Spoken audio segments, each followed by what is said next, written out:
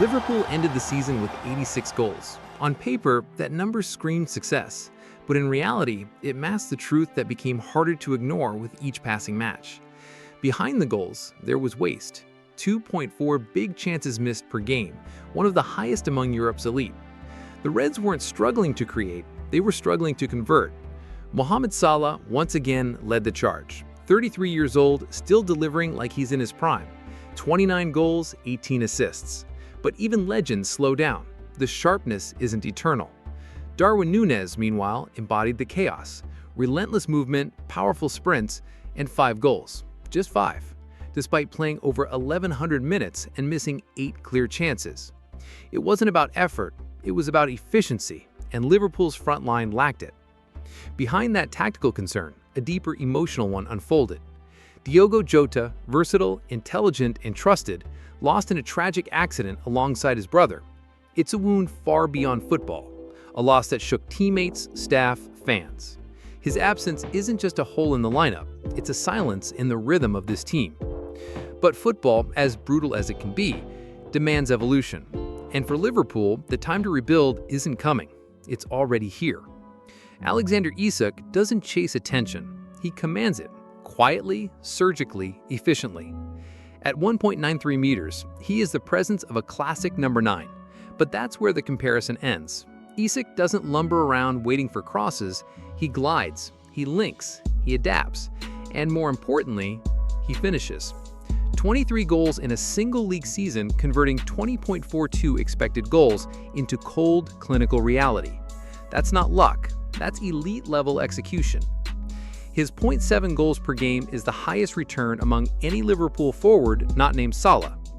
And he does it without needing volume. His finishes are deliberate, not desperate. Where Nunez slashes wildly, Isak shapes and buries. But the numbers only tell half the story. Isak also notched 6 assists and created 11 big chances, proving he's not just a finisher, but a facilitator. He can drop between lines, absorb pressure, play with his back to goal, and release runners into space.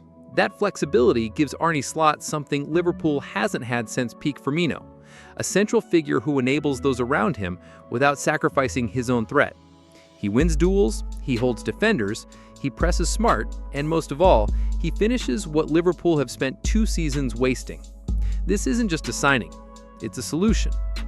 When matches tighten, when rhythm fades, when the system stalls, you need a player who doesn't follow patterns. You need someone who breaks them. That's Rodrygo. His profile is deceptively subtle, not explosive in the traditional sense, but electric in small spaces. 10 goals, 11 expected goals, 5 assists. And behind those stats lies his real strength, unpredictability. He averages 1.8 successful dribbles per game. He wins 50% of his ground duels, and perhaps most tellingly, he's constantly targeted. 1.4 fouls drawn per match because defenders struggle to contain him legally. Rodrygo doesn't just play the wing, he inhabits the in-between. He shifts into the half spaces, connects with midfielders, switches roles mid-attack. At Real Madrid, he often sacrificed personal numbers for team structure, floating, absorbing, distracting, then striking. That's a rare discipline for a player his age. For Liverpool, this profile is gold. Against compact, low blocks, the kind they face weekly in the Premier League, Rodrygo creates motion. He destabilizes rigid lines. And unlike traditional wingers who thrive on open space, he does his best work when there's none. At 24, he's not just Salah's successor in terms of position. He's something new, a hybrid, a disruptor, a creative pulse in a team craving unpredictability. For a front line to thrive, it needs more than just talent up top. It needs supply, intelligence, and a midfield that doesn't just support, it defines. Arne Slot knows this, and Liverpool's new core reflects that awareness. Florian Wirtz isn't just a signing, he's a system enhancer. At 22, he reads the game like a veteran and plays like someone who sees 3 moves ahead. His talent isn't loud, it's surgical. He moves in the pockets, demands the ball early, and keeps it moving through pressure. He thrives in moments of congestion, exactly the kind where Liverpool have struggled to create clarity. Whether operating as a classic number 10 or dropping deeper to overload zones, Wirtz adds verticality, control, and unpredictability. Alongside him, Alexis McAllister provides the ballast. Press-resistant, clean and tight areas, always in motion. He doesn't just recover and redistribute, he initiates. He sees where danger might unfold, and he steps in before it does. And when it's time to play forward, he does so with composure and intent. Together, Wirtz and McAllister create the platform for Rodrygo to roam and Isak to finish. They eliminate the need for chaos, and most of all, they allow Liverpool's new attack to function with precision, not just passion. Slot isn't reinventing football, he's refining it. Talent alone doesn't win matches, fit does. And what Liverpool is building under Arne Slot isn't just a collection of good players, it's a tactical framework with purpose. Start with the familiar, the 4-3-3. Isak leads the line, offering a physical, technical presence that commands central defenders. He doesn't drift for no reason. He pulls space open for Rodrygo and Wirtz. On the right, Rodrygo isn't the traditional winger bombing down the flank. He cuts in, floats, and forces fullbacks into constant decisions. On the left, Diaz or Gakpo offer width and vertical threat depending on the opponent. Behind them, Wirtz drops into the pockets between midfield and defense, giving Liverpool a true playmaker again, one who doesn't slow play, but sharpens it. McAllister and Szoboszlai support in controlling tempo and breaking transitions. But Slot also has another option, a 4-2-3-1. Isak remains the spearhead with Rodrygo behind as a second striker or advanced creator. Wirtz takes the central role in the trio, flanked by Diaz and Szoboszlai, while McAllister and Endo protect the pivot. It's flexible, layered, and difficult to mark. This isn't about filling shirts, it's about redefining zones of influence. Each player has a role that enhances the system, not one that requires rescuing it. Liverpool, for the first time in years, looks unpredictable again. Every season brings a new sensation, a breakout star or surprise pairing that captures the imagination. This year, that spotlight has split between two young names lighting up Premier League highlight reels, Cole Palmer and João Pedro. Palmer, now the centerpiece of Chelsea's reshaping, has become their go-to creative outlet.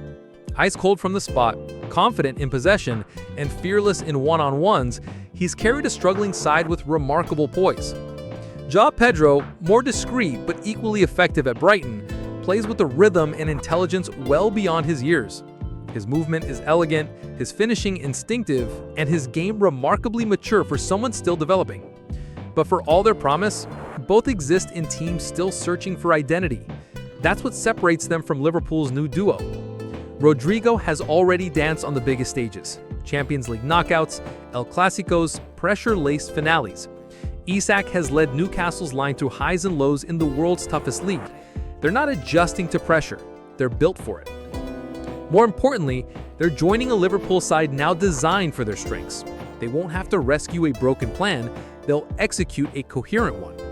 Palmer and João Pedro might own the headlines today, but football isn't won on buzz, it's won on balance. And when the noise fades, Isak and Rodrygo may be the ones still writing the ending. £116.5 million for Florian Wirtz, up to £130 million for Alexander Isak, nearly £85 million on the table for Rodrygo. On paper, it looks like Liverpool is going all in, and for good reason. That's over £330 million earmarked for three players in one window. But here's the reality. They're not alone, and they're certainly not reckless. Take a look around the Premier League. Manchester City, they spent over £280 million last season alone. Across the last 4 campaigns, their investment has surpassed £900 million, with very few missing pieces in their squad to begin with. Chelsea, £430 million in 2023, and that's without consistency or identity to show for it. Manchester United, nearly £400 million in 2 seasons, much of it on players that haven't fit or haven't lasted. What Liverpool is doing is different. Their recruitment is precise. Each move addresses a tactical flaw. Wirtz replaces static midfield creativity, Isak solves conversion inefficiency, Rodrygo injects unpredictability. These aren't commercial signings, they're football decisions. More importantly, this isn't about matching City or outspending Chelsea. It's about staying competitive without losing the soul of the team. Slot side is being rebuilt not for the transfer window, but for the pitch. And that's what makes this rebuild feel real, not expensive, just essential. This isn't about nostalgia. It's not about chasing ghosts of past success. What's happening at Liverpool right now is something else entirely. A pivot, a reshaping, a bold move toward a new kind of identity. Florian Wirtz, Alexis McAllister, Alexander Isak, Rodrygo. Each one brings a different element: intelligence, balance, finishing, disruption. But together, they're more than a group of names. They're a system in motion, a recalibration of how Liverpool want to play and what they want to become under Arne Slot. For years, the club relied on intensity, on gegenpressing, chaos, and moments of brilliance. But those tools fade when overused. This rebuild is about sustainability, about control, about giving Liverpool multiple ways to win, not just one. And that's what separates this moment from the rest. It isn't reactive, it's strategic. The Salah era isn't over yet, but the team no longer lives or dies by him. What we're seeing now is a Liverpool that prepares, not just reacts. A Liverpool that invests, not just spends. A Liverpool that thinks 5 moves ahead. And the only real question left is this the foundation of a new dynasty, or just another bold experiment in the league where nothing is guaranteed? Drop your thoughts in the comments. And if you're into football that's more than just a scoreline, don't forget to like the video, subscribe to the channel, and hit the bell, because this is just getting started.